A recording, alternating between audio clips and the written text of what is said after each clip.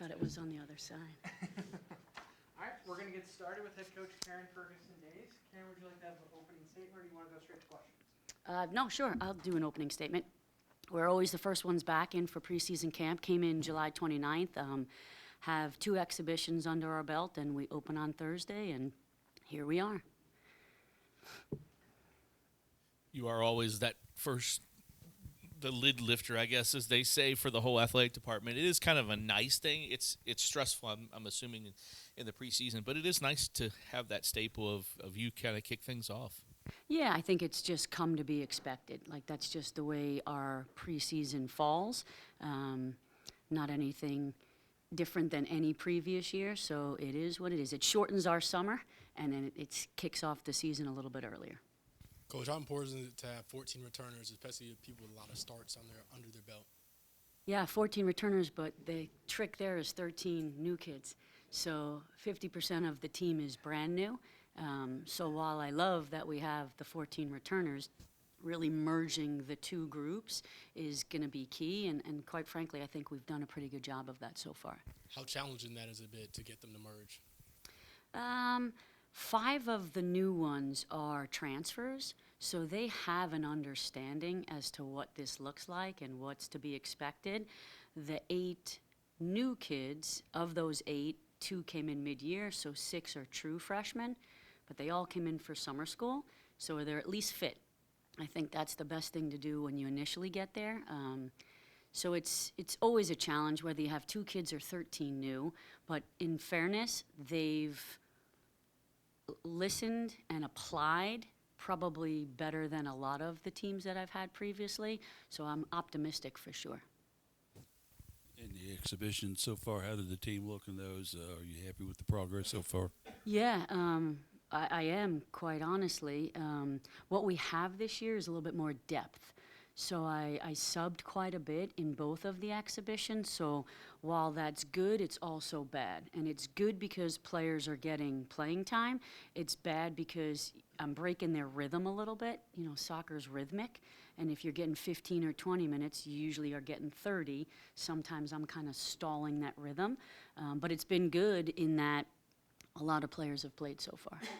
Coach, you talked about those 5 transfers. Any of those particularly standing out to you as we head into the regular season? Any that are possibly taking a leadership role, considering the fact that they're new to the program? No, I would say no, they're not taking a leadership role, right, because they've only been here for a few weeks. And I think what they're focusing on right now is learning our system. So I don't know if I would tell you right now I see any leadership or anything like that. But the ability to adapt to the physical demands, their bodies are a little bit built for a full year. So the physical side of things is they just have a leg up on the true first-year kids that have no idea what's happening right now. Karen, the restructuring of, or the moving around of conferences for teams, and that you get Stanford and Cal on a weekend, you get them to come here this year. You'll have to make a trip somewhere at some point or another. What's it like, and what kind of stress does that cause for your sport as far as the travel is concerned? Yeah, I'm sure. I feel worse for Stanford and Cal. They're in, Central Time Zone or East Coast Time Zone more often than will be on West Coast. I thought the conference could never get stronger, and then we did. Adding those teams. I like that we get both Cal and Stanford here because they're outstanding, and I'd rather play them at Lynn Family Stadium than away. But yeah, I mean, the demands in general are hard on women's college soccer players. We used to play Friday, Sunday, which was ridiculous. I used to play Marquette on a Friday and then fly south to South Florida on a Sunday. So what we're doing now, Thursday to Sunday, is a luxury. Adding in West Coast, yeah. The good thing is I coach women's soccer. They're really diligent, and they're really smart, and they really prepare for what that means. So if I tell them that you got to get good sleep, and you've got to hydrate, and you've got to study, and you got to be proactive with your school, they do it. Maybe a player that kind of under the radar to us so far, but one that we can really kind of expect some great things out of that you've seen so far. In our freshman class or just in general? Yeah, a kid that's been awesome is Fina Davey. Yeah, she's been really, really good. Again, we're 2 weeks in, and freshmen have a way of up and down throughout their whole first year, but she's been more up than down, and I've been happy with her. You talked about the strength of the conference and the strength of your schedule. Kind of talk about the schedule, and then I think, was it 5 of the top 10, I believe, were in I don't the even look conference? anymore. Everyone we play in the ACC, I've said this probably in every press conference, it's harder to win an ACC championship than an NCAA championship because of who you have to go through in the league. We don't get Florida State this year, but we get Stanford, so yay. I don't know if that's a win, So it's ridiculous, but it's exactly why kids choose to come to Louisville, because they want to play with and against the best players in the country, and we can look young women in the eye and tell them you will play the best players in the country if you come to the University of Louisville. Do you think the tough schedule does make your players have to grow up a little bit quicker and maybe prepare a little faster, or just get ahead of the game quicker than most around the country because it is such a tall task? 100%. No question, right? You're drinking out of a fire hose in this conference for sure. So you're learning on the job. So what you are presented with in 90 minutes against Virginia, you've been expedited in your learning process so much. And I also think what it does is we're battle tested and not as fearful of anyone, because we play against the best teams in the country all the time. So if we pop off and play an out-of-conference game, it's okay. What's it look like as far as goalkeeping for you this Yeah. year and kind of that position? Yep. So we got a transfer in Kaylee Kimball, who was a kid from Purdue, and then obviously Erin has been our starter for the last 2 years. Erin has done very well right now.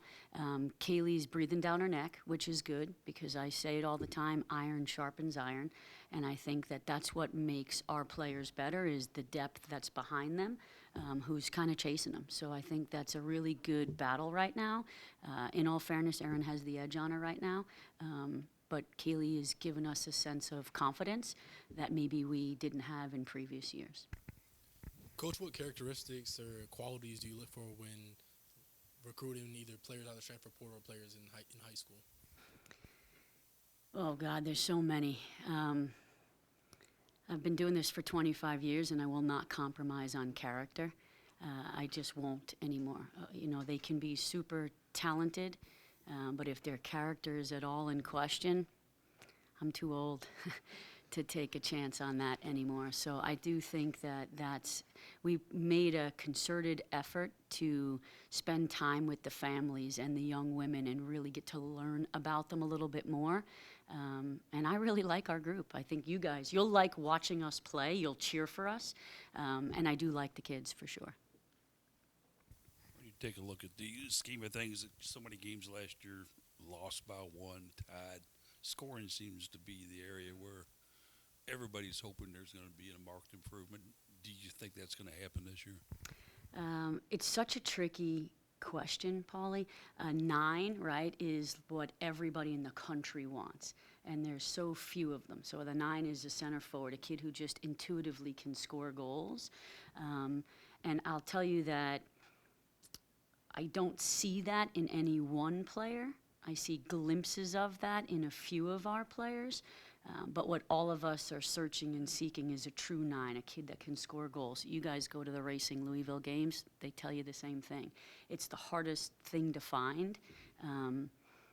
So we'll have to score a little bit more by committee.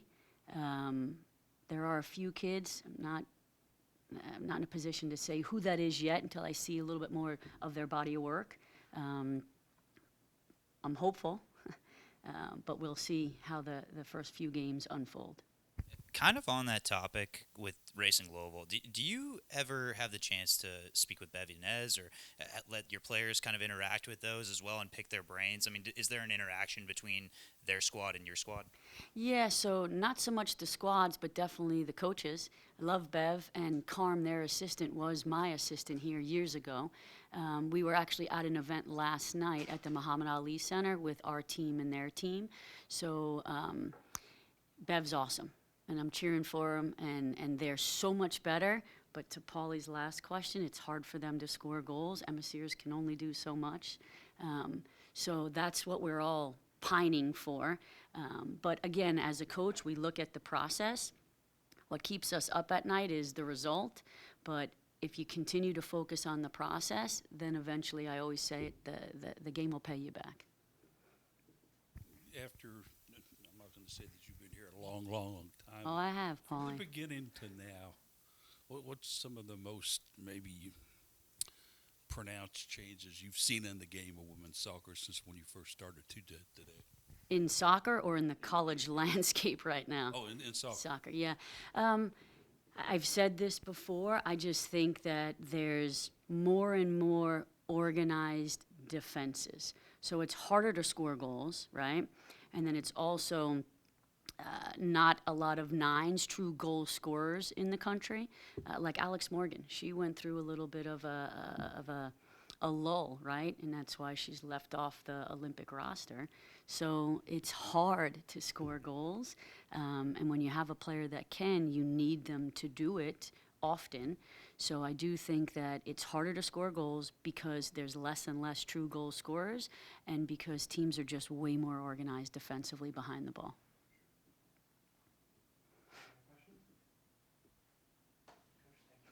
Thank you. Paulie, call me old.